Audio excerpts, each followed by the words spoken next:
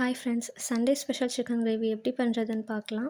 1/2 KG சிக்கன்னால நம்மளுக்கு 3 வெங்காயம், 2 தக்காளி, இஞ்சி, பூண்டு இது போதும்.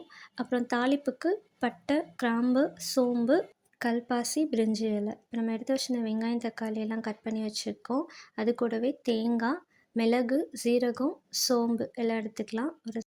ஒரு பாத்திரத்தில் 2 ஸ்பூன் ஆயில் சேர்த்துக்கலாம். ஆயில் வந்து கொஞ்சம் சூடானதும் நம்ம எடுத்து வச்சிருந்த பட்டை, கிராம்பு போட்டு அது பொரிஞ்சதும் அதோட வெங்காயம் சேர்த்துக்கலாம். வெங்காயம் நல்லா வதங்கணும். அது வதங்கினதுக்கப்புறம் தான் நம்ம இஞ்சி பூண்டு பேஸ்ட்டு போடணும்.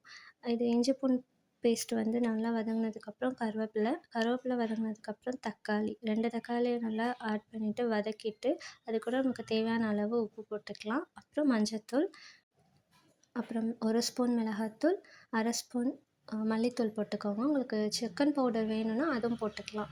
இப்போ சிக்கன் ஆட் பண்ணிவிட்டு அது நல்லா வதங்கட்டும். சிக்கனே வந்து தண்ணி விட நம்ம தண்ணி ஆட் பண்ண வேணாம்.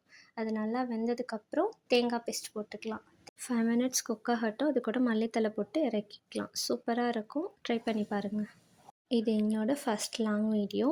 உங்களுக்கு பிடிச்சிருந்துச்சுன்னா லைக் பண்ணுங்கள், சப்ஸ்கிரைப் பண்ணி சப்போர்ட் பண்ணுங்கள். தேங்க்யூ.